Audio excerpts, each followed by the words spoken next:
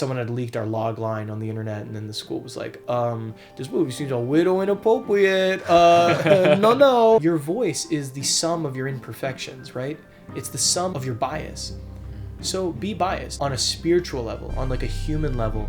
People really are fired up when they see someone taking those kinds of risks, and it reminds them of their own youth. And I think people are like, yeah, you know what? Like, I want to believe in something. I want to hope in something. And you can kind of represent that hope for them. I believe in the risking it all, putting skin in the game method, because the unity between your thoughts and your actions is like unparalleled. And he was like, all right, cool. And he invested like 5 figures in the film.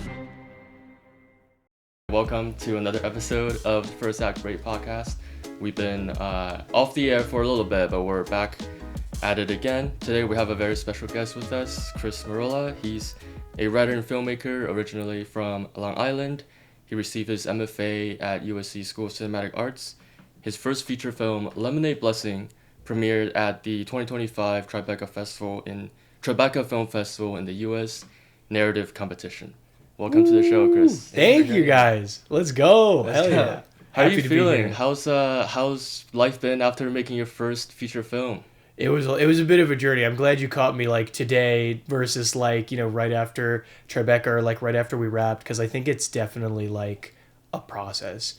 Like you go through this like situation where you put so much information in your head at once, like information about locations and blocking and the script and the coverage and you're like which New Jersey registered businesses you're doing business with and payroll and this, that, and the other thing, and then you have to like let all of that go, and you realize like how much of yourself you might have like briefly lost touch with during that process. So it's been a bit of a long journey sort of like recovering from that, but I finally feel like in recent weeks I'm kind of like back in like equilibrium. I'm feeling like energized and like, yeah, feeling pretty good. So I think you guys caught me on a good day, minus the jet lag.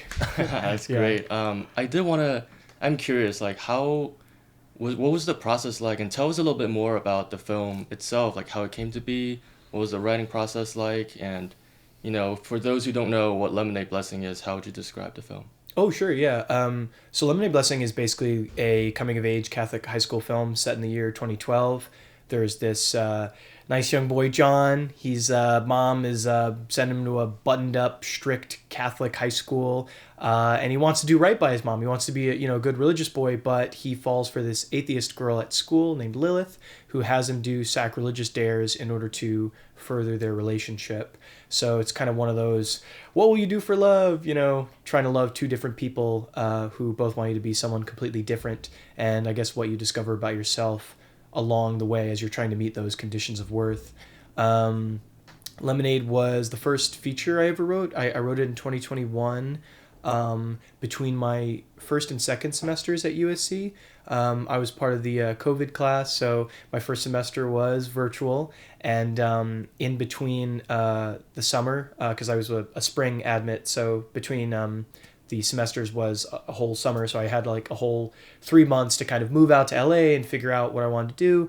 And as I'm sure you guys know, like Ryan Coogler is kind of like the student to emulate that gets talked about a lot at school. And I remember hearing like, oh, like Ryan Coogler had like 5 first drafts done by the time he graduated. And I was like, shit, okay, actually, can I curse on this? Is that cool? Can I? You can do it, whatever. Okay, cool. I was like, fuck, I have to, I was like, fuck, I have to write 5 first drafts. So I wanted to start writing, and I just had this idea in my head about a Eucharist wafer like floating into a toilet bowl and like a boy like standing over it with like his pants around his ankles just staring down at it. And I was like, that's an interesting image. Like, let me put that one in the back pocket. And so between the summer of first and second semester at USC, I was just sitting down in a notebook and writing down bullet points of memories from my adolescence. And I noticed patterns, like narrative arcs, like, okay, here's my relationship with my mom, and here's my relationship with my first love, and here's my relationship with my friends. And so I was like, okay, I think I might have threads here, like an A, a B, and a C plot. And so I'm like, let me just try and write this out. I wrote it out of order, which I think is important to mention, because oftentimes I don't really like the whole outlining and then writing straight through method, because sometimes I just don't feel like writing a certain scene, you know? So what was nice about this is if I was feeling kind of funny, I could write a little funny scene. If I was feeling kind of sad or dramatic, I could write a more dramatic scene. So I cobbled it together, wrote it out of order, and then did a couple of little like unifying things, trimmed some things, you know, linked some stuff together. And that was kind of the first draft. I left it for 2 years while I wrote other stuff and did other stuff at USC. I wrote 2 other features, and then the beginning of 2023, I came back to it because I had about a year left, and I was like, okay, I want to start thinking about what I'm going to do after I graduate, and I really want to do a feature. I want to go right for it.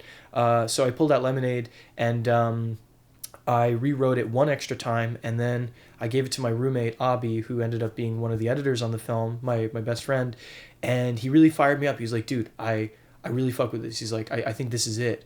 And I was like, yeah, I think this is it. So at that point, I started prepping it. That was March of 2023. We didn't shoot until July of 2024. I wanted to give myself a really long time to prep, not only so I could focus on my studies at USC, but also so that I could figure out all the different things that I had to figure out in order to get the feature made, because there's just so much stuff, right? You got to like hire lawyers and do like fair use clearance on your script to make sure that the script and any copyrighted materials in it fall under like safe harbor, so that if, you know, you use Nintendo in the film, like the very opening of the film features Legend of Zelda Wind Waker, extensive gameplay, extensive music. I felt strongly that, you know, we were within our legal rights to do that, but you had to verify it with a lawyer. Mm-hmm. That's the sort of stuff where you have to do that, or else you can't get errors and omissions insurance. And if you don't get errors and omissions insurance, you can't get distribution. So it's like all this stuff we had to figure out from the ground up, where it's like, what do you do first? And how do you do that effectively? And then what do you do second? And then, yeah, so that just began this whole journey of prepping it, which was very involved and very stressful. Oh, I'm sure. And one of the most important parts of prepping, I'm sure, is like building a core team, you know? So how did you go about bringing the people on that you can work with, who can be responsible for those things, so that you can, you know, focus on actually directing the film and making it happen creatively? Like, who are the people who are responsible for, you know, figuring out the more logistical stuff and maybe sharing that burden? And how did you go about bringing those people in along with you? Yeah, that's a great question. I guess the first sort of disclaimer I'd give is that when you're working in this sort of lower budget or indie budget, I can't be super specific about numbers necessarily on camera, but, you know, when you're working in the kind of independent space at the scale that we were at, you definitely, as director, have to be prepared to do a fair amount of producing work, like, you know, borderline like lead producer type stuff, because you're never going to be paying anybody like a living wage on this sort of thing. Like, you'll be paying people and you'll be giving them equity, which is nice that they own a piece of the work that they're contributing to, but there's not going to be enough money to justify people doing the work that they're doing. So it's going to be a full-time producing job. I would say, frankly, I probably did 75% of my labor on Lemonade was producing, and maybe 25% maybe 15% was directing, and then 10% was writing. You know what I mean? Like, it was a lot of rewriting, clarifying, and then so much producing. Nonetheless, we still had a team of great producers on Lemonade. The first person I brought on was my buddy Raza. He is a fellow MFA student with me in my cohort. We were sitting in like a film distribution class with this guy Naveed. I don't know if you had Naveed. I had Naveed. Naveed's chill as fuck, Yeah, right? He's just telling war stories the whole time. Like he has his friends on. He's just like, I'm bringing a friend in to talk about. But anyway, so I was just sitting in class. I was like, I sent Roz like the first draft. Like, basically, I forgot to mention this. Before I even rewrote the second draft, I sent it to 2 or 3 people just to get notes to inform a second draft. So I sent him the first draft, which in retrospect was really rough. I'm gonna be real with you. It was pretty rough. But he vibed with it, you know, and he was like, I was like, hey, would you produce it? And he's like, yeah, fuck it. You know, we were just dicking around in class. Like, I was just whispering, I was like, yeah, would you produce it? He's like, yeah, sure. And so, yeah, like, Raza was on. Raza brought on his friend, Sam, who he had made a micro budget first feature with. And then I had brought on a friend, and then he brought on another producer, Rue. The first friend ended up kind of departing the project a little earlier due to like workload obligations. But yeah, between the 4 of us, we all sort of began tackling it. I would say that me and Raza primarily were spearheading creative stuff. So like we were focusing on the deck, and then additionally like applying for the tax credit and stuff like that. And then Raza was also handling payroll when we were on set. And then Rue and I were also tackling like location, locking and management. So like basically starting January of 2024, me and Rue were going on scouts to various places in New Jersey, trying to lock different places. And it was a Leviathan task because like I didn't realize when I was writing it how unrealistic the amount of locations were, but like Lemonade has something like 18 locations. So the shoot ended up being ridiculous in terms of company moves, and that just wasn't something I was thinking about at the time.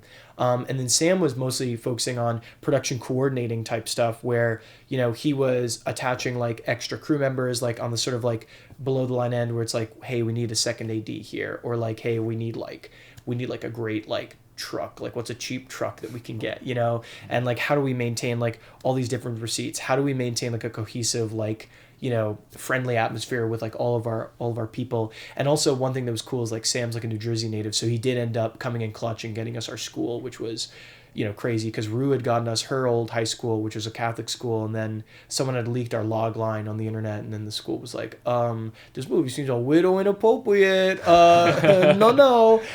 So we had to end up going with a public school instead of Catholic school, which takes a lot of work to set dress a public school to make it look like a Catholic school. But yeah, so Raza was the first big sort of person I attached to the project, and then it was kind of just like step by step bringing people on. Like my two best friends, Abby and Ed, they edited the film, so it was very straightforward bringing them on. It was like, yeah, they love working together. They'd worked together on a thesis film at USC. I love them. We've edited stuff before, so like, of course. And then I think, you know, I also brought on my good friend Shubi for post sound coordinator. So she basically helped me with not only like creatively like thinking about sound holistically, but also like hiring all the people, you know, our sound editors, our dialogue editors, our you know, our mixer, our Foley. Well, actually, we kind of outsourced the Foley to the dialogue editors. They Kevin and Karthik, they actually hired the Foley people themselves.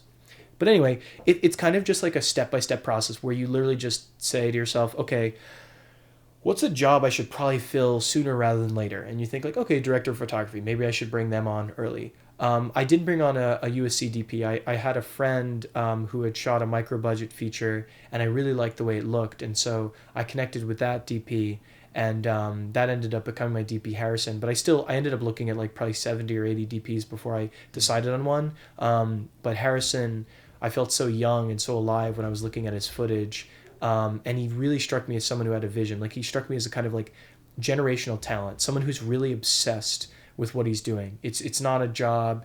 It's not even something he does for clout. It's just like what he lives and fucking breathes. Like he can't help but obsess over this. And so, yeah, it was just a step-by-step thing with the team. Literally just, I would ask people, hey, do you know someone who'd be great for production design? Do you know someone who'd be great for costume design? And then just step by step by step, we pieced together the crew. It was almost entirely referral based, with the exception of a few jobs which we kind of canvassed for. We went on like Production Weekly, and then we received like submissions for those roles. And that's kind of how we got our accountant and how we got our makeup artist, who also doubles as our hairstylist.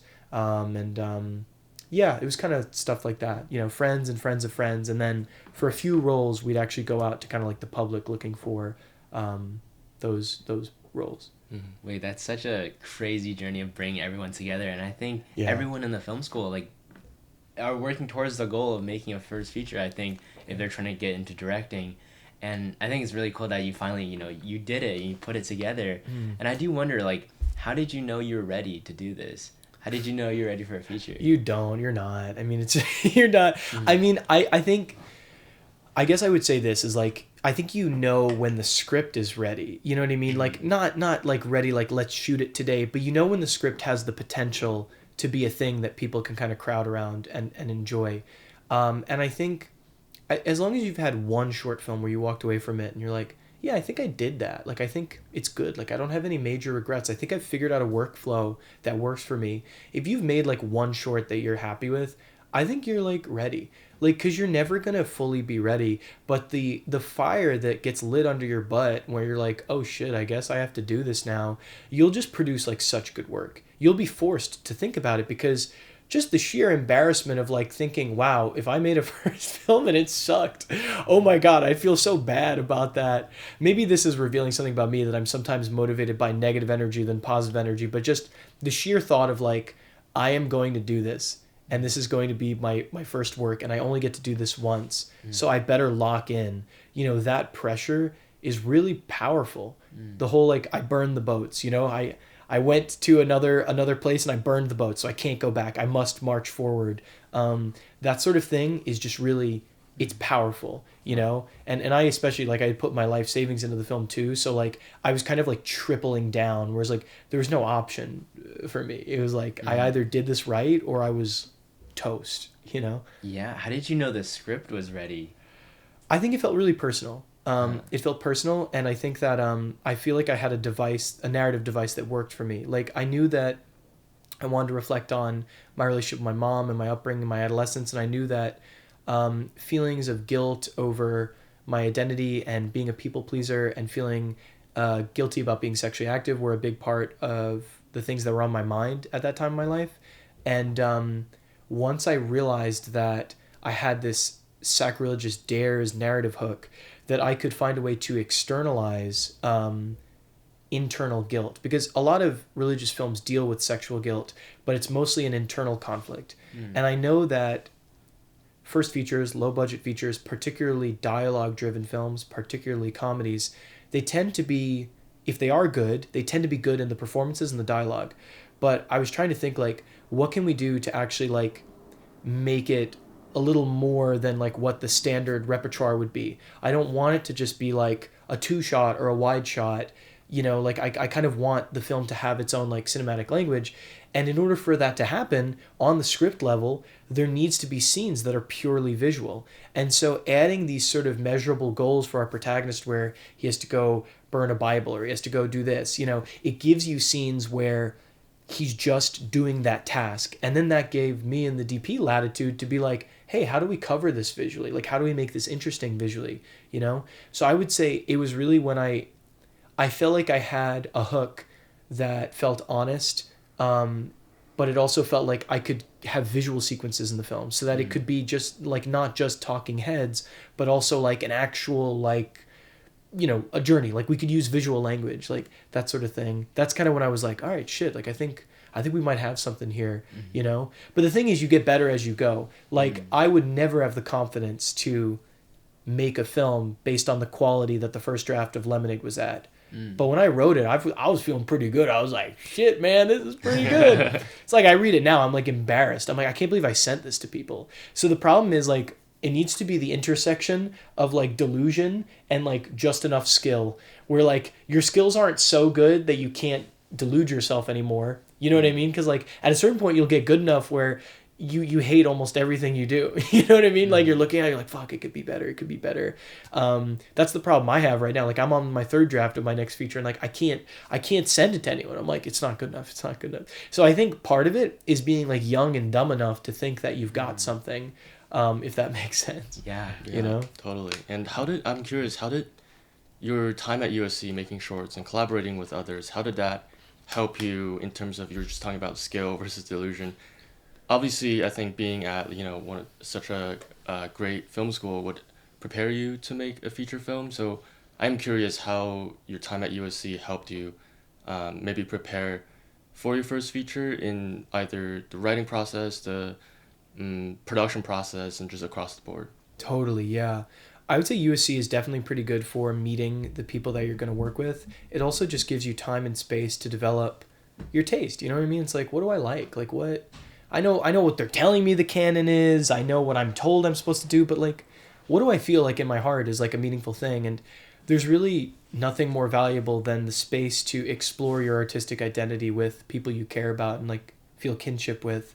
But in addition, I would say USC had pretty good writing courses. I really enjoyed just having the chance to roll up my sleeves and, like, get my script better. I think one thing that I thought a lot about after I got out was, I think that if you want to direct or you want to write and direct, writing and producing are actually better pathways, because if you have a great bedrock, if you have a great script, most people are willing to kind of, like, roll up and, like, go into battle, even if you haven't made, like, a great short yet. And if you know a lot of the rigmarole that is required to produce a film, and you're willing to shoulder the brunt of that, people will really be like, okay, shit, like, Yeah, they want to write and direct, but they're out here, they're doing a lot of the legwork. They're actually making that happen. And so you become a little like unstoppable in that sense because you aren't reliant on asking for all these favors. I'm like, hey, sorry, can you do this? Hey, sorry, can you do that? It's like, no, it's like I can do this. Like I can do my own fair use analysis. Like I can hire my own, crew. I can do this, that, and the other thing. So I would say that USC taught me like if you want to direct, you actually should be producing your friends' thesis films. If you want to direct, you should be sitting down and writing your scripts and making them awesome because I think that most of the best directorial choices are going to stem from the vision that was in the script anyway. And you probably won't be able to get yourself the opportunity to work on the scale that you want to work on unless you have some degree of like producing chops, I would say. So that was one thing I thought a lot about as I was leaving the school. I also think like I think maybe there's too much of a focus on thesis films at USC. I just am not so sure that. I think in the early 2010s, the proof of concept short was a meaningful pipeline to getting your feature made. Mm-hmm. I don't really think that's the case anymore. I think that the tech has been democratized such that we can go out and make our own features for relatively affordable rates. I mean, affordable is a bit of a that's like not a fair term because you still need to get some degree of money together to make a solid film. But people were crowdfunding for their thesis films at USC. They were putting together money, and going to your friends and family and asking for money to make a film is really a card you can only play like once. And so I feel like it's a card best reserved for the feature. And so that was one thing I walked away with from USC where I was like, you know what? Weirdly enough, I think that focusing on everything but directing is actually one of the most powerful pathways to directing, I think. Which is a weird thing to say, but when you look at the people who are making first films these days, it's a lot of people who were actors or producers or writers. You know what I mean? So I really think that this pathway of like, as long as you're doing something powerful on the production that's like undeniable, like you're providing undeniable value, that can give you some leverage to be like, well, I'd like to direct this thing now, That's so interesting. Well, I mean, you talk a lot about how it's so much easier compared to back in the day to make a feature film. Yeah. And I do wonder, like, what was the process like to fund your first feature? And, what do you think people need to raise for their features? It really depends on the scale of the feature. And this is where, like, I got to acknowledge, like, there's, like, total, like, privilege involved with, like, my situation. Like, when I went to undergrad, my parents were able to pay for that. So anything that I earned was mine to keep. So I made some really wacky investments on the stock market from like 2019 to 2023, which paid off really, really well. And so I took all that money out in the middle of 2023 and invested that into Lemonade, and that represented about like half of my budget. And then the rest I cobbled together from like about 15 or 16 investors, friends, family, and strangers.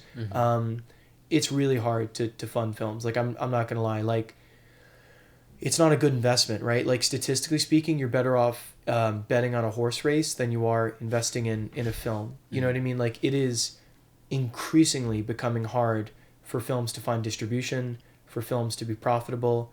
So you need to come at the investors with a great degree of caution. So the strategy that I chose was to emphasize that it's likely going to be a loss, but I can guarantee you some things. I can guarantee you that I'm getting the New Jersey production tax credit. So I can guarantee you that about 25 to 30% of your money is going to come back no matter what happens. And I can guarantee you that if we make literally no other money on the project, you'll be able to use that as a write-off against passive income. And in so doing, you will have helped like the next generation of filmmakers make their way, And if you care about the arts and you think this is a fun process, like this is going to be cool. We'll invite you to the premiere, we'll get you tickets. We'll invite you to set, if you want a cameo in the film, you can be an extra, you can come through. And it's like, these are things that are intangibles. Like you can't put a number on that. And for a select few people, I'm really talking about 1 in 100, that is convincing enough to get them to invest in the film. But you need to be really upfront where it's like, I really don't know if this is going to return, right? Like Lemonade has not made any return yet, right? Like it has not sold.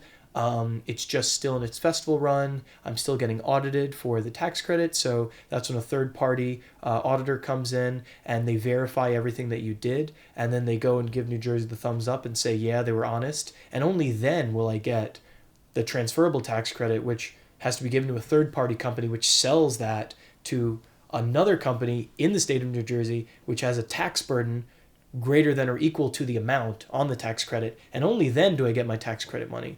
So, I wrapped production in August of 2024, and I still haven't seen any money from it. So I will see money from it eventually, but it's like, it's super risky, and you need to be very, very clear with the investors that the time horizon for getting any money back is going to be something ridiculous. It's going to be like 3 years after you invest your dollars into the film, you might see a return, So I think honesty is the best thing, and just presenting yourself as someone who's like credible, where it's like, it's like, I would not ask you to risk more on this than I'm willing to risk. You know what I mean? I think that's a very like powerful thing. I do think that like investing your own money into it, even though it's like technically financially suicidal, when you kind of transcend the logic of it, because logically it doesn't make sense, on a spiritual level, on like a human level, people really are fired up when they see someone taking those kinds of risks, and it reminds them of their own youth. And I think people are like, yeah, you know what? Like, I want to believe in something. I want to hope in something. And you can kind of represent that hope for them. And so I think that ends up being convincing. And I'm producing my friend Zach Adams' film right now. It's a horror film about a cat, and he's doing the same exact strategy. He's putting his life savings in, and then cobbling together some more funds from larger sources, and it's working out so far. So a sample size of 2 is not a very large sample size, but I believe in this method. I believe in the risking it all, putting skin in the game method, because the unity between your thoughts and your actions is like unparalleled. Like the level of clarity you feel is like, it's like unlike anything else, I would say. Yeah. And to our viewers who might not understand what the tax credit is at all, how would you explain it to them? Yeah, sure. Sorry, I'm probably doing a little inside baseball, but basically,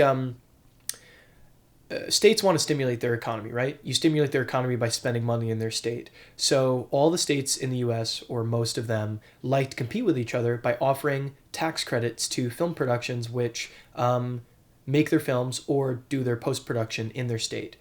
The logic is that if I hire people in the state and I pay them, I will be paying taxes as an employer. So the state will get money back in the form of the taxes that I pay my employees, as well as the sales tax that I pay when I support vendors in the state. And if I am paying vendors in the state, I'm helping them stay afloat. And then on their tax returns, they're also paying taxes to the state. So that's kind of the logic of it. And each state has a different tax credit. Generally speaking, they will be either rebates or transferable tax credits. A rebate is pretty simple. It says that if you spend X amount of dollars, we're going to give you 20 to 30% of it back. Just no questions asked. Here's a check.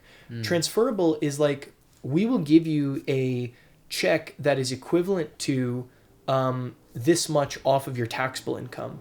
So what that means is you have to find a business that's making a decent amount of money so that they can buy your tax credit off of you. So you're probably wondering, well, why would they buy it if it's just the same amount?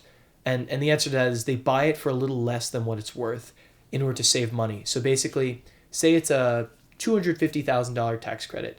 They buy it off of you for $225,000, so that when they reduce their taxable income, they technically profit that $25,000. That's the kind of reasoning behind it. So tax credits are the most fucking annoying thing you'll ever do. You're gonna want to die. It's terrible. Like, I mean, it's ridiculous. Anytime you make a purchase, you have to verify that the person is licensed to do business in the state. So it's not as simple as like, oh, I'm in New Jersey and here's a brick and mortar building, so it's a business, right? It's a New Jersey business. It's like, nope, your auditor doesn't care about that. You need to go get their their employer identification number. You have to go to a third-party website and you have to input that, and then you have to get a business registration certificate. You need to have that for every vendor you do business with. You need to make sure that every single one of your receipts is tracked. You need to make sure that you have a very, very detailed general ledger. So for anything, anytime you spend money, you have to say, okay, here's the amount of money, here's the date, here's the vendor, here's where in New Jersey I spent it, because there's a specific zone in New Jersey where if you're in a 30-mile zone, you'll get 32% back. And if you're outside the zone, you get 37% back. So you have to say, I was in this zone versus this zone. And it's just like, I mean, guys, it's the most annoying thing. I literally have been getting audited for a year. It is like literally like so infuriating. Like every month you'll get like a new thing. It's like, oh, this receipt, what's the deal with this thing? And you got to like tell them a whole fucking story about your receipt. I mean, it's so much labor. It's like truly astounding. But that's kind of like the basics about the tax credits. They're very, very powerful. Every film that is above a certain amount of money is utilizing the tax credit system. Hopefully on my next film, the budget will be big enough that I don't have to do this anymore, because it is, oh my God, it is so annoying. But that's kind of the basics about it. That's so eloquently said. I feel like, you know, when I first heard about the term tax credit, I had no idea what it meant, especially like under the context of film production. So I think what you just said is super helpful for anyone who's confused about what that could mean when they're making their first feature. And I did want to go back to raising funds for your feature. Yeah. One of the things that I have heard from professors, from panelists and whatnot, is you really do have to sort of cater towards the identity of who you're pitching to. Yes. It could be a business, or like a small business owner. It could be an entrepreneur. It could be maybe someone who works in the tech industry, or someone who works in entertainment, and they all have different understandings or levels of understanding towards what a feature film, investing into a feature film, could mean. So how did you go about making sure that you're pitching your film and making sure that that pitch is almost, I guess, tailor-made to that individual? Did you go about it that way, or did you more have like a general approach towards reaching out and asking for investments? Your teachers are really on the money there, and that's a great question. I would say that I mostly went for what's called East Coast money, so people who aren't in the biz. I did one write for hire. I wrote an outline for a commercial producer, and he invested in the film as payment for that. But for the most part, everyone who invested was just a sort of entrepreneurial type, someone who kind of just saw the vibe, or they were like a family member or even a friend. You know, like the minimum investment I was willing to accept was like $1,000. So I had a couple friends who just tossed in $1,000. I'm like, hell yeah, brother. You know, like, it's a funny story. I Zillowed a bunch of houses in like a wealthy neighborhood in Long Island to find people to invest in. I basically wrote out a letter, and then I hand signed 100 letters, and I gave it like 100 different houses. I hand delivered them. 99 out of 100 either didn't get back to me or said no. But this one guy was walking his dogs when I first saw him, and I said hello to him, and then he did a loop, and I ran into him a second time. And he was like, what are you doing? I was like, oh, I'm just going around, just passing out envelopes. I'm trying to, pitch for investments in my first film. He's like, he kind of like sighed. He's like, all right. He's like, did you do like 37? And I was like, yeah, I did. I went to 37. I'm not going to say the address, but I was like, yeah, I did 37. And he's like, all right, what do you got? What do you got? I was like, oh shit. I was like, okay, yeah. So I gave him a little pitch, kind of similar to the logline I told you. He's like, okay, like what's the minimum? I was like, this much. He's like, all right, come to my house like on Friday and pitch me, and I'll see. And so I was like, oh fuck. And I ran home. I like pulled up like public speaking courses, and I'm like, I watched like a 6-hour course, and I'm glad I watched the course that I did, because what it said was, it's like, it is not about selling someone. It's not even about giving a presentation. It's about sitting down in front of someone and just talking to them about what you're passionate about. So I literally just went to the guy's house, and he was on his computer. He was like sending emails. He's like, can you just sit around for a bit? I was like, can I look at your books? I like reading. I was like, sure. I was looking at his books, and I noticed he was conservative, because he had like a Charlie Kirk, like a Ben Shapiro book, and like this. I was like, oh shit. I was like, okay, I'll maybe like, I'm on the left personally, but like when I pitched him, I definitely like made a couple jokes about like diversity and stuff. Like, I know, like it was terrible. It was actually terrible, but we do what we have to. Don't judge me. You would have done the same thing.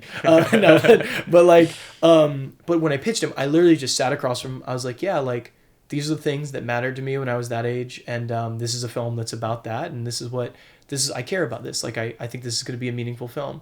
And he was like, all right, cool. And he invested like 5 figures in the film. Like, it was crazy. Like, it was like, it like blew my mind. You know what I mean? Like, I was like, holy shit. But that's the sort of stuff, like, you got to be like, scratching off lotto tickets, basically. You're literally like pulling a roulette wheel. That's how hard it is. But like, yes, you do have to tailor. That's all to say. Pretend to have different political affiliations to get people to invest in your film. I'm not joking, though. The other day, let me see how vague I have to put this. I was writing an outline for a company the other day with the hopes of getting a write for hire gig. And I had mentioned in my like writer statement that like I was like, oh yeah, I'm a member of Gen Z and I'm really passionate about these things. And then the guy, basically I have to get approval from this guy and then he has to give it to his boss. And that's how I get approval for the writing gig. And so I'd given it to the intermediate guy and he was like, yeah, delete the writer's statement because like my boss is going to think it's a bunch of woke bullshit. I was like, what the fuck? I was like, okay. All to say, you have to pick and choose where you have political convictions.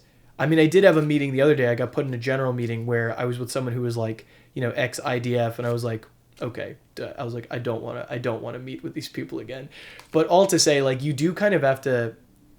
First thing I'll say is this idea that like Hollywood is like leftist is crazy. Hollywood is just greedy. Hollywood goes where the money is, and the country has been turning increasingly right.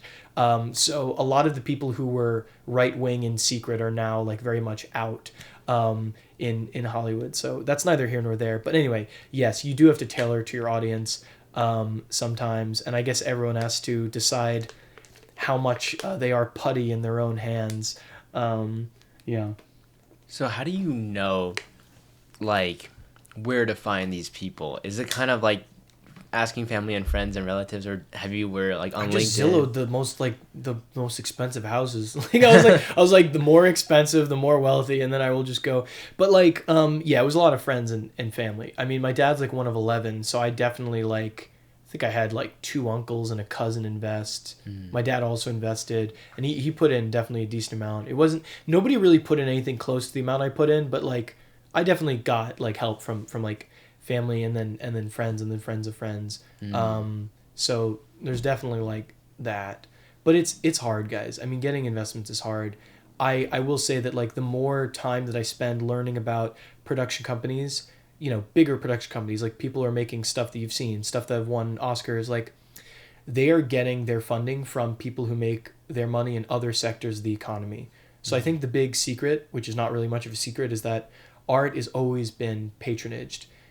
I think film is increasingly going the way of the stage play or like photography or painting, wherein exceedingly wealthy individuals who make money in other sectors of the economy or government grants are floating much of our industry. I really think we're becoming increasingly unsustainable on our own. Like just films just are not making money. And so I think a lot of people are freaking out like, oh my God, or like, are we fucked? Is film going to stop? And it's like, I don't think film is going to stop, but I do think like funding is good. Like budgets are going to be less inflated. And I think we're all going to understand that people are kind of doing this for the art, not for the potential to make it big. But yeah, to answer your question, I think you're just finding like rich people. Like I'm gonna be real. Like I think you're just finding rich people, or people who are comfortable and willing to put in a little bit, and then you have to cobble together a bunch of people like that. That's really that reminded me of so my friend acted in a first feature film that his friend directed, and one of the ways he found funding was through going into VR poker rooms. Yeah, and then he was able to find, so that totally reminded me of this story, and 100%. I feel like, first feature directors who are trying to, raise funds from the ground up really have to like go there to really get enough funding to get it off the ground, 100%. Wait, so I actually wonder, because, I hear stories of people making features for like a few grand versus, $500,000. Yeah. So when you were making your feature, like, how did you decide on the scale? How like budget level you wanted to do it for? It was a lot of just figuring things from the ground up, like asking people what rate are you cool with, and then reverse engineering the budget from there. I will say that like I ended up budgeting, maybe 20% more than what we ended up raising. So even then I ultimately had to like, like adjust my expectations for the scale of the project. But there are ways in which you can kind of conserve cash flow. Like, you can ask your producers like, hey, if you're going to own substantial equity in the project, I'd ask that you defer your rate until we finish principal photography. If we run out of money, that way there's a certain amount of cash flow that's retained. because SAG will ask for a deposit that you can't draw down. So basically, if you're going to pay your actors, say, $100,000, SAG is going to ask for $40,000 as proof that you can pay the actors, but you can't draw it down. So what that means is you won't get the money back until like 3 months after production, which is really disconcerting because you're only raising exactly the amount of money that you need. Exactly the amount of money. So if you've just removed $40,000 from your budget and you can't use that $40,000 to pay your actors, it's like, where the fuck do I get the other $40,000? Do you know what I mean? It's one of these examples where SAG was set up to deal with studios, and it's very protective for people against studios, but it doesn't really work for indie films in the same way, where it's just kind of like, ugh. I found out afterwards that apparently if I put the money in a money market account, it would have been fine, but we didn't know that at the time. But anyway,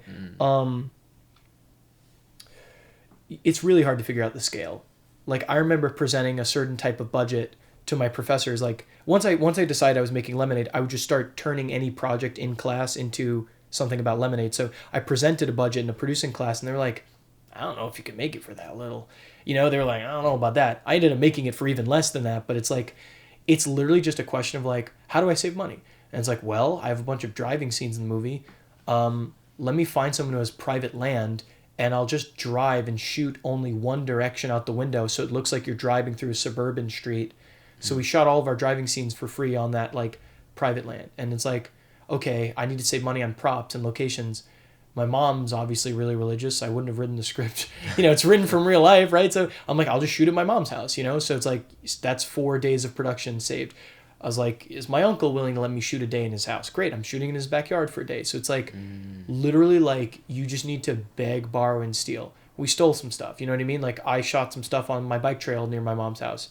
I didn't get permits for that. I can't afford it.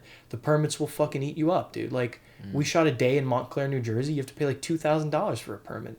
It's like, dude, that's going to kill me. It's going to kill me. So literally, dude, it's just like, you just got to be like, hey, you talk to every department head. You're like, what's a rate you're happy with?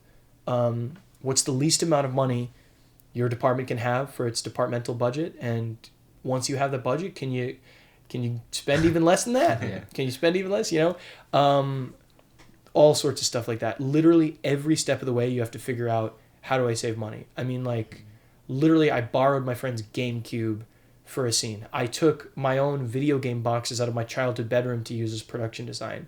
You know what I mean? It's like, we couldn't afford a monstrance, which is where the Eucharist goes in. So our production designer made one out of plastic forks that were spray painted gold. You know what I mean? I mean, it's like, because a monstrance costs like $10,000 because it's made of fucking gold and gems, you know? So it's like, this is the type of stuff, you know, I'm talking about here. Like, it's like duct tape, you know what I mean? Like, Totally. yeah. Wow. So when you were making this film, right? Because I remember, what camera did you guys use? We did the Ronin 4D. And what was the choice with that camera? So basically, I like getting a lot of coverage. Like, I think it's meaningful to switch shot sizes when new information or a new feeling or an increase in intensity is occurring. So I had a lot of coverage. My first AD was like a career first AD. She's like, you're not going to get more than 20 setups a day. And my average I had planned was 30 setups a day. And I had days with 42 setups. And so I was like, I'm not going to compromise on this coverage. I knew that I was going to have a lot of coverage. And so Harrison was like, let's get a camera that is conducive towards a very fluid workflow. The DJI, the 4D, for those who don't know, is a camera which can essentially, within the same shot, switch from being stabilized to being handheld. You can put it down and turn it into a tripod. So it saves you a lot of time with the cumbersomeness of, you know, attaching your camera to a gimbal for a smooth motion shot versus I got to have it on a tripod. And even then, what's really cool about the Ronin is, like I said, you can switch to a stabilizer in the middle of a shot. So this allowed us to actually play with film grammar a little bit, where like there were some shots where like our hero was maybe a little anxious, but then something calms him down in the middle of the shot. So I would just plan the shot so that, you know, Harrison would be maybe adding a little bit of a tremor to the frame, and then maybe someone asks him to take in a breath, and then as he takes in the breath, I tap Harrison's shoulder and he just clicks the gimbal, and then shot stabilized. Wow. And so it's like, wow, now the camera movement can actually simulate the character's consciousness and their subjective feelings. So yeah, the Ronin was fantastic, and we did in fact end up averaging 30 setups a day, and we did nail the 40 setup days, and I was really really proud of that. And I think the films got really dynamic coverage as a result of that. So yeah, the Ronin was really conducive towards workflow. I will say we had the 8K sensor. There's something don't quote me on this. There's like something like an OLPF, like a low pass filter, that created a glitch that would occur randomly. We could not figure out when it happened. It would happen when the camera was moving. There would be ghosting within the frame. So like one of the frames within the shot would have like motion blur from a previous shot. And it's the sort of glitch that nobody notices, but Harrison was losing his mind over it. We'll still be watching it. We've seen this movie like 25 million times. He'll still be like, oh my God, a new instance of the glitch. I'm like, it's okay, Harrison. It's okay. That's but yeah, really cool. So don't get the 8K head if you're going to get it. Get the 4K. But yeah. Yeah, I've used the 4D quite a bit, and it's kind of built for a really indie film because one of my favorite features is, going from handheld to Steadicam to then back to handheld and like with a click of a button, which is really useful. I did want to transition into the distribution process. Sure, yeah. That's a whole different beast compared to raising the funds and getting the film made. I'm curious, so once you landed Tribeca as your premier destination, did you have a sales agent attached? How did you go about making sure that there was a team that would help you make these pitches to potential buyers and really get it to audiences around the country and the world? Yeah, this is a great question. We looked at a lot of sales agents before we decided on our final one, Submarine. Basically, it's an intuitive thing. It's like you look at the sales agent's catalog, the films that they have sold, and you just ask yourself, like, do I like these films? Do I respect these films? And then you meet with them, and you're like, do I like them? Do I respect them? Because we had one agent who we met with who had a very prestigious company, and he was a fucking asshole. Like, I'm gonna be real with you. And he had this ridiculous deal memo. First of all, he was kind of being scummy because we were in contact with him for days in advance, and he set a very sudden meeting, and then only gave us a contract an hour before the meeting, which is a strategic move on his part to prevent me from showing it to lawyers. But, I'm not an idiot, so I looked at it and I was like, they wanted like half of our festival earnings. So if you get a screening fee from a festival, the sales agent wants half of it.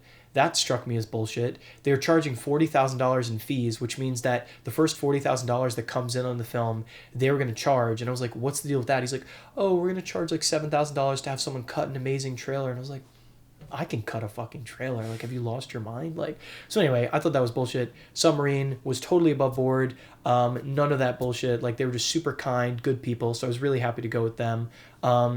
And so they found out about us because we went with a publicist for Tribeca.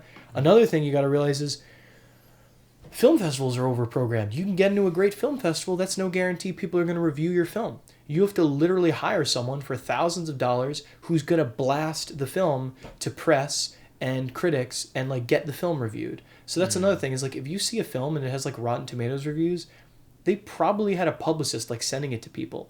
So this is another way in which the game is kind of infuriatingly pay to win. You definitely want to make sure you're budgeted for a publicist because I had to do another raise to get that money at the last second. But our publicist had worked with Submarine before, so they hit us up. And then I connected with them, so we went with them. We definitely had literally like every major player show up to watch the film. Like Neon was at our premiere, they watched the film, Focus Features, we had A24 screen it in their office, Sony Pictures Classics, like every single major distributor watched it, and pretty much everyone has either sort of passed or like not gotten back to us because it's pretty simple. Whether they like the film or not, which they do oftentimes, it doesn't really matter if the film doesn't have A-list stars, especially in the current distribution environment wherein films with A-listers that went to Sundance literally can't even scrape 1 million at the box office. And so I don't necessarily resent distributors for being like, we can't do anything. Like, there are films with like literally like A-listers at Sundance who literally can't do more than 20,000 at the box office their opening weekend. Like, we are in a dismal theatrical distribution market, and we're at a point where I think every independent filmmaker needs to figure out a way to eventize their theatrical release, which is to say they need to do something like Hundreds of Beavers, where they turn it into a crazy vaudeville show where it's like people are getting attacked and there's like Q&As and it's a road show, like, and even then, busting your ass and being the scrappiest, smartest guys, you're gonna make like 1.2 million at the box office, and then maybe a similar amount on streaming. So the distribution market is really, it's mucked. I'm gonna be real with you, it's absolutely mucked. Like I have not gotten a single offer on Lemonade. I'm probably maybe not supposed to admit that publicly because maybe that makes me look bad or whatever, but I think it's really important to be super straight up about this stuff. And I'm a straight shooter, so I'm just being real with you guys. But you know, we're about to go abroad to some European festivals. Like we got into some in Germany and Poland and Spain and Sweden. So hopefully, you know, we could sell foreign rights at those festivals, you know. But if not, dude, like I'm gonna have to just roll up my sleeves, figure out how to do targeted social media marketing, and I'm gonna have to start booking out theaters in New York City and LA, and then just starting to slowly sell out theaters that way. You know, I've got screenings at like my alma mater, like my undergrad coming up, and then we'll also have one at USC soon. So at this point, I've kind of switched my goalposts from how do I make the return on the film to how do I get as many people as possible to see the film in as good an environment as possible. So rather than trying to get the film into 100 theaters where only 10 people show up, I would rather go one theater at a time, sell out each theater as much as possible so that people go, they have a great theater experience, because the crowds at Tribeca were electric. I mean, we had 4 sold out showings and it was fucking awesome, you know? So I think the key these days is accept that it's going to be a long road. Try and just sell out where you can, whether it's a festival, whether it's a regular theater. Get people to be active about the film, get them to follow your social media, get them to log in on Letterboxd, and slowly but surely expand the film's reach. And then in the meantime, hopefully, if your film, you know, touched enough people at festival, you would get representation after festival, which I was able to get that. And so the sting of Lemonade not immediately selling doesn't hurt as bad because there is sort of a lot of other stuff in the works. And so this is kind of what I meant when I said that the proof of concept short film is no longer the path wherein you sink all your money into a proof of concept short film, but it gets you money for the feature. I genuinely think these days the scrappy first feature is the new proof of concept short film. You put all your money into a first feature and then it gets you representation, and then that will genuinely get you opportunities. You'll have really meaningful meetings with like actually big companies who actually want to work with you, and like you probably will get your next thing made, and the budget on that will probably make you whole on the previous thing. So that's kind of, sorry, that's my big spiel about that. I'm sorry, I'm giving very monologue-y answers. As you can see, these are incredibly helpful and informative. Okay, Thank you for sharing. Yeah, of course. I'm always a yapping. Yeah. And you know, that's one of the channels on YouTube called Creator Camp. I think they're doing something similar where Oh yeah, I saw them. They blew up. Yeah. They're basically trying to eventize every theater experience where they don't have, you know, official distribution yet, but they're basically packing a theater with an entire crowd and really selling out tickets for those screenings and making sure that it's really an event that they can share on Instagram, on TikTok, on Letterboxd, and really show that people are showing up to the movie. So like I think that's a really great strategy that you have. Absolutely, dude. Like, I don't know, you guys go to the theaters, you watch art house films, it's like there's 5 people in the theater for this $40 million film. Like, it's just dumb. Like, it's like, it just bothers me from a financial perspective how much they're paying each theater to rent out a whole theater to have 5 people show up. Like, we need to be targeted about this. You need to do like 1 or 2 at a time, have your creatives show up, because ultimately it's a gift economy, right? Like, we do this because we like people, right? You know what I mean? We want to show up. We want to meet people. We want to see them react to the film. So it's like, this is the one thing independent filmmakers have on bigger budget filmmakers is like, we're small enough where like, yeah, we want to show up. We want to show up to each screening, you know? So yeah, I think what they're doing is super cool. Yeah. Wait, can you elaborate on some of the opportunities you were able to get from making this Yeah, first for sure. feature? Yeah, I'll try to be as vague as possible. So I ended up getting repped by TFC management. I probably got hit up by maybe 7 or 8 opportunities for either agents or managers after Tribeca. Everyone was super cool, but TFC, I really feel like they were working the hardest and they were the hungriest.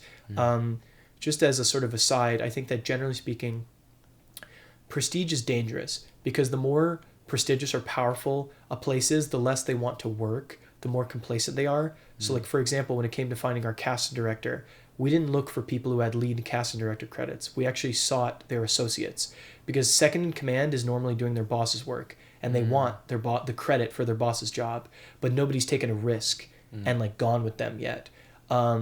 So that's not to say like TFC is the equivalent of like a casting associate. They're a damn good agency, and they're kind of new kids on the block, like in the last 5 years, and they're just kind of growing and doing great. But I just got the sense that like, yeah, like my managers, like Brett and Zach, they were hungry, dude. Like they wanted to get me some meetings, you know what I mean? Like, and they wouldn't leave me alone. They hit me up multiple times. I was like, these are the kind of guys I want, like in my corner.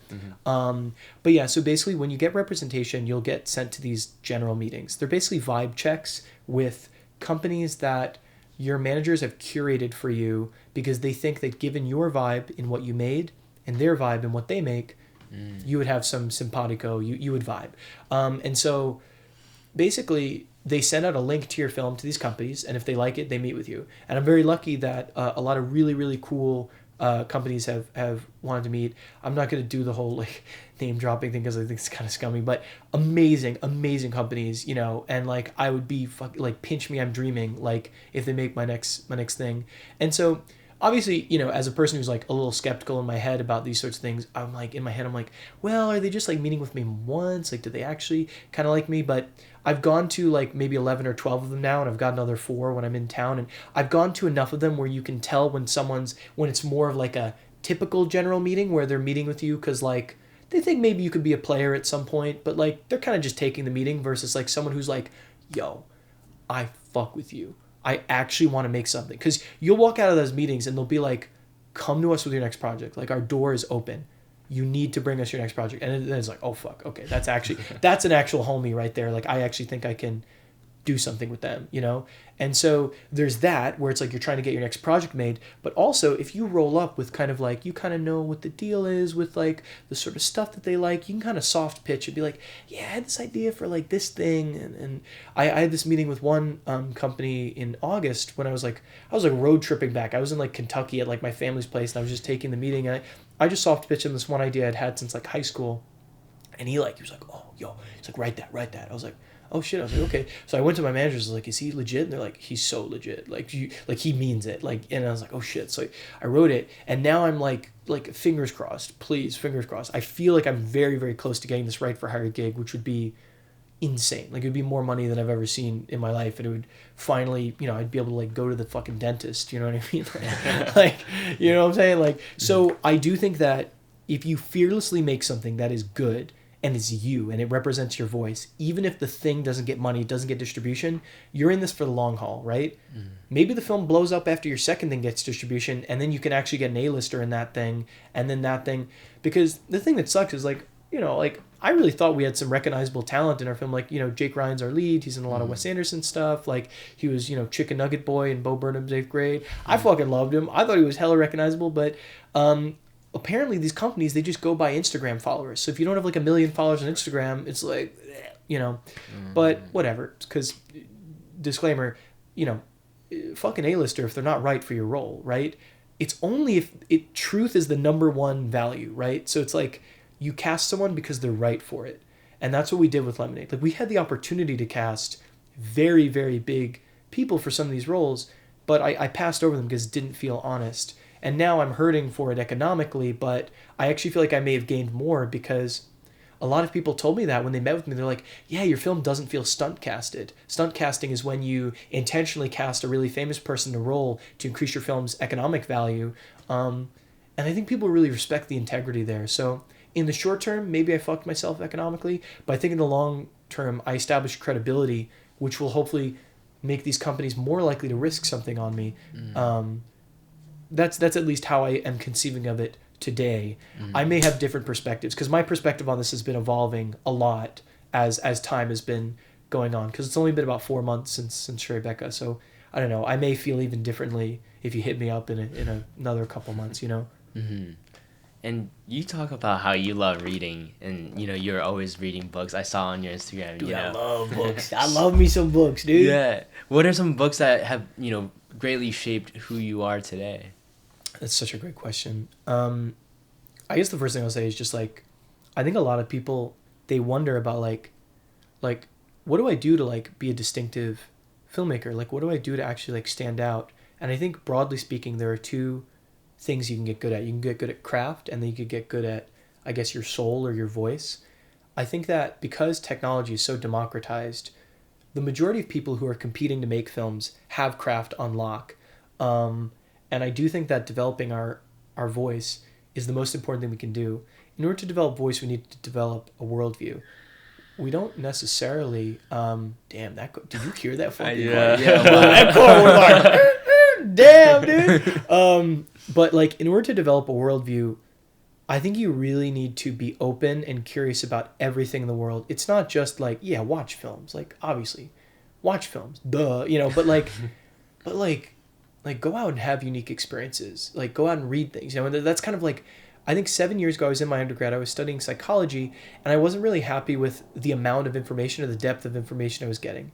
It kind of felt like they were just repeating information. It was a 10-course degree, and it's like every fucking course, they're going over the same thing, like the scientific method. I'm like, bro, I'm not in 4th grade. Like, what is this? Like, give me some new information. So I was like, let me just start reading. So I started reading like 50 pages a day, and I liked it so much I upped it to like 75 pages afterwards.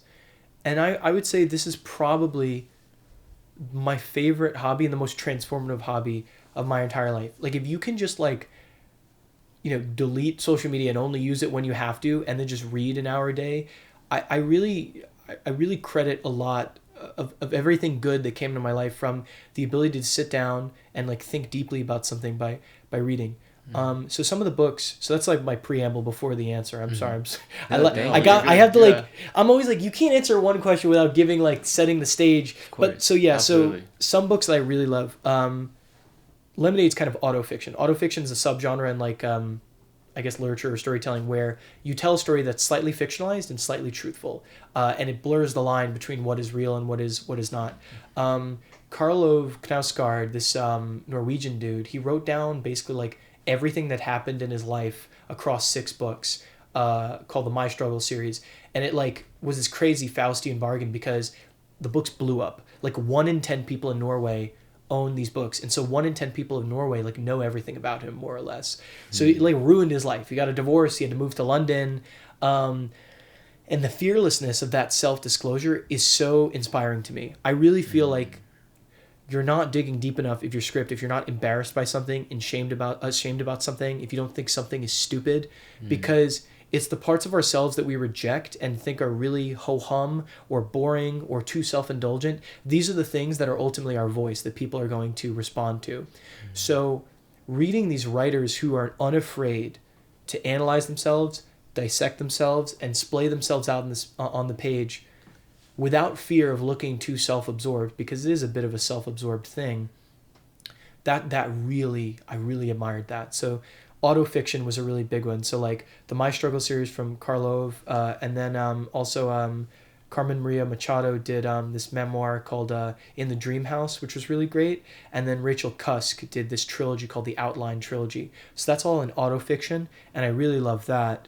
As far as like worldview goes, you know, I really liked reading like books by Noam Chomsky just to kind of think about the world I'm in, because it's not enough, I think, to just be like, I want to tell a story. It's like when you make a film, you're creating an economic enterprise, and so thinking about how most ethically to run your economic enterprise is very important. It's not enough to like believe the right things. Like you're now an employer, like you're a capitalist. So like, how can you be a capitalist in the most ethical way possible if you don't fuck with capitalism? You know, like that's a hard question to answer. So I like Noam Chomsky for that reason. Also just like books that like made me think about like living life and just like general philosophy towards risk and knowledge. Nassim Nicholas Taleb wrote a series of books. One of them is The Black Swan, which is kind of like a popular one. There's also like Anti-Fragile and Skin in the Game. Right. He really inspired me to not worry so much about authority, to understand that authority is something that people hide behind, that just because someone has a title, just because someone is known for something, doesn't mean that they know what they're talking about. And he really inspired me to be very skeptical and to find value in people who, they may not have a fancy degree, they may not be wealthy, but they abide by values that I respect, right? Values like skin in the game, where it's kind of like what I was talking about before. I sacrifice things for my vocation, and I don't put unnecessary risk on other people. Because you'll find that most of the institutions in the world that are really cowardly, they rely on other people taking risks for them. Like Wall Street, right? Like the 2008 financial crisis, the American people bailed out Wall Street. They took risks on our behalf, got wealthy off of our backs, made us all poor, caused a recession, and then we bailed them out in our taxes. That's a perfect example of like lopsided, risk profile. You always want in your life to make sure that you're dealing with someone who has skin in the game. And like, this is an idea that I use all the time. I used it when I was choosing the sales agent, right? This guy who wanted $40,000, I said, you don't have skin in the game because you can sell my film for $50,000 and make 80% of the profit because you made your fee, you wipe your hands of my film and you walk away. Mm-hmm. Meanwhile, Submarine has no fee. So they make as much money as I do. The more money they sell it for, the more money they get. Mm-hmm. That's skin in the game. I respect that. So it's like, these are the sorts of things I always look for, these ideas that I read in Nassim Taleb's book, and that was really, really interesting and meaningful to me as well. I also just like thinking about like consciousness, like why am I conscious? There's this book called Gödel, Escher, Bach that's I don't think that's how you pronounce Gödel, by the way. I think it's I don't know how to pronounce it, but anyway, basically this is a book by this guy, and he studies this mathematician, this musician, and this abstract artist. And by exploring all three of them, he comes up with this theory of consciousness as like an emergent property of like basically like smaller cells, like sometimes they somehow come together and they form a whole that's greater than the sum of its parts. You know what I mean? Like, we are thinking right now, but we're just cells. So it's like, at what point did the cells actually somehow come together and like form consciousness? He argues that it's this idea of like a golden braid, that like the more that these things come together and overlap, the more that they actually somehow create something like emergent. And the book is really playful. It has these like literary sections where there's like a tortoise and a hare like talking to each other between chapters. And I'm gonna be real with you, I didn't even fully understand the whole book because it had a lot of math and computer science, and it kind of fucked my brain up. But I really loved it. It was such a great book. I really truly enjoyed it.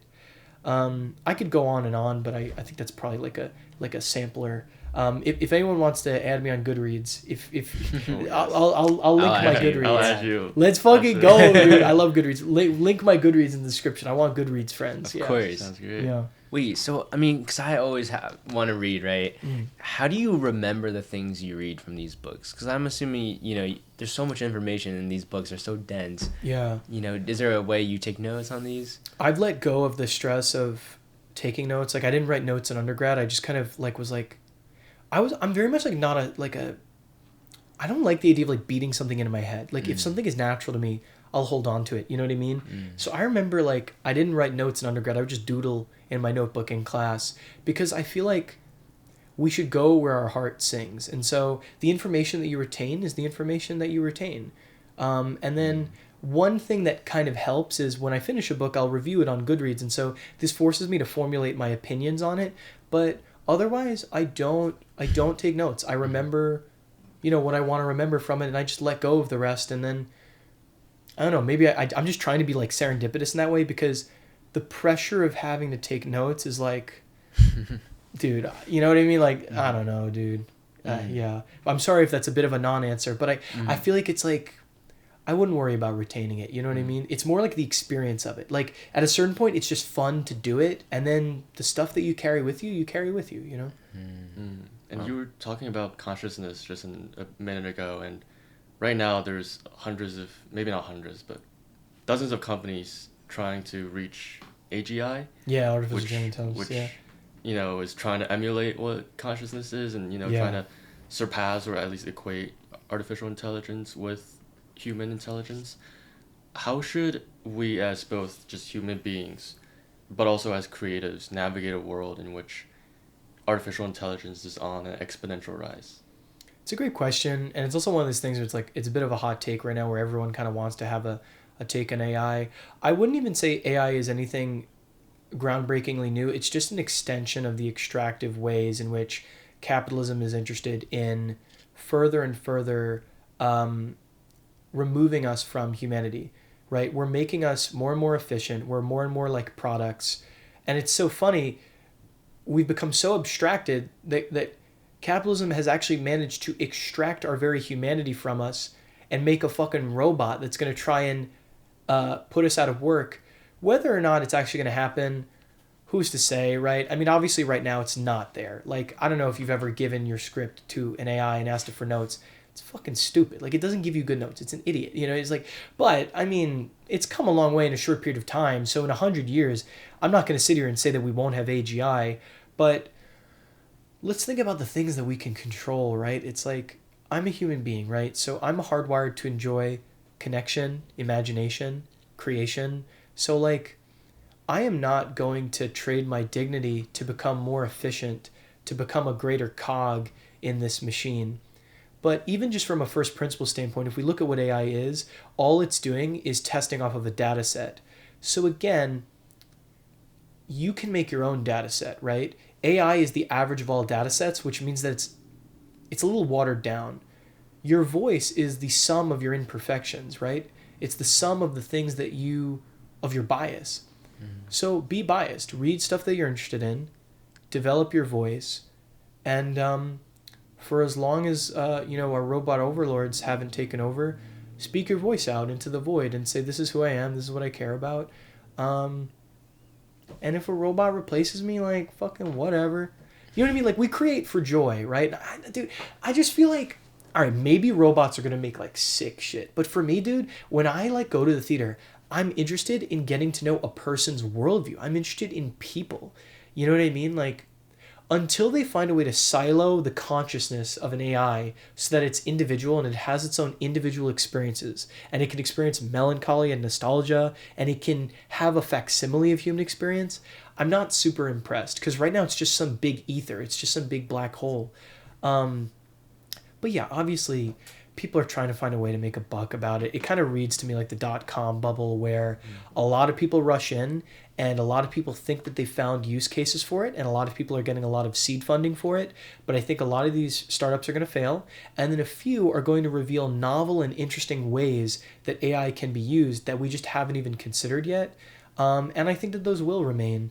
But the thing that's kind of tough and the thing that depresses me is if I use the internet as an analogy, I personally feel like the early internet was so much more joyous and discovery based than what it is now. I don't know if you've heard of dead internet theory. Yeah. Mm-hmm. Yeah, it's like most of the internet is not us exploring anymore. It is actually just these bots. It's like fucking Fortnite, dude. When Fortnite started, you'd get into a lobby, you'd have 100 humans in there. Now there's like 15 humans in your lobby. You're playing bots. It's like, I want to fucking fight some human beings, dude. The internet is just getting the Fortnite-ification of internet. Or the internetification of Fortnite. I don't know.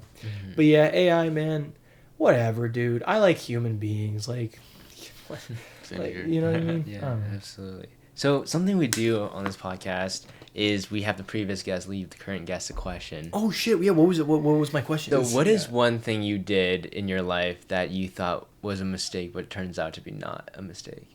Ooh, most things, honestly. I would say just being in unhealthy relationships, like growing up. Like, my first relationship was so traumatizing. Second relationship was not much better. I think that we grow so much from cutting our teeth on relationships. Like, I used to be just such a rigid, anxious person, and like I still struggle to be in the moment, but I think it's so important to follow our hearts and love people even if they're going to destroy you. You know what I mean? I made lemonade. I basically was like a serial monogamist from like 15 to like 25. I was maybe single for 9 months from like 15 to 25 because I was in a bunch of committed relationships, and I got dumped right around the time that Lemonade was picking up in 2024, and I was fucking heartbroken. Like, this person was probably the most I loved anyone in like maybe my whole life, honestly. But the thing is, when we love people, what we're actually attracted to is our lack in the other person. The person is teaching us about what it is we were deprived in our childhood, or what it is about ourselves that we would like to develop. Because I think, I mean, I could be wrong, don't quote me on this, I'm still a learning individual, but normally the harder I fell in love with someone, the more they had something that I lacked. And I think that falling in love with someone, even if it's not going to work out, even if the person kind of stinks sometimes, you learn so much about yourself. And ultimately the path of life, even more important than creating, is happiness, individuation, you know? So becoming your highest self, I think you have to go through a lot of pain in order to do that. And love is an amazing shortcut. So I would never avoid relationships if you're like young and you're like, I'm a young professional and I'm just like too busy. Like if you feel yourself pulled towards someone, like spend time with them, because like developing like a powerful connection with someone, even if it's like a friendship, a best friendship, like these are the things that make us like who we are, I think. So that's what I would say is fall in love, get your ass kicked, you know? Yeah. Sweet, thank you. And also one last thing. Yeah. What's one practical thing our listeners can do after this podcast that can further their filmmaking journey? If your script is relatively commercial, like you think that you could convince an average person on the street to think it's interesting. It's not like art house, it's not slow cinema. And you've got a good draft, put it on the blacklist. Pay that $100. Get the feedback. It may not be good feedback. The blacklist is basically what your average Joe Schmo working in development at Hollywood will think. And so they're not going to think too carefully about it, but they will give you sort of like executive feedback. And if your rating is high enough, you'll get put on the annual top list, and you can take that feedback, the blurbs from your reception, and you can put that in your pitch deck when you're trying to convince people to invest in the film. Wow. And I think that's valuable. Also, I would try as much as possible, and I don't even follow my own advice. I used to be better with it, but I would try as hard as possible to remove the pressure of writing, that it has to be good. I would try and write 3 pages a day, even if it's just journaling. Just write every day so that it doesn't feel so precious, because I'm reading this book called The Artist's Way, and I read a really interesting quote in there that's like, don't let... you're not in charge of the quality, just the quantity. Because there's something outside of us that's giving us the ideas. It's either our subconscious or the muses or God, whatever the fuck. It's like you show up and you output, and don't worry about it. Like create like a child, let the adult editing part come later. Create like a child. At some point, if you're being in the moment, something interesting will come forth. So it's like, let Mother Nature handle the quality, you just handle the quantity. That's advice I'm trying to live by, so I give that advice to me as well as to viewers. Sweet. Yeah. Well, thank you so much. Are you kidding? Thank you guys. This is so much fun. Yeah. You let me pop off. I went fucking crazy, dude. I talked so much, dude.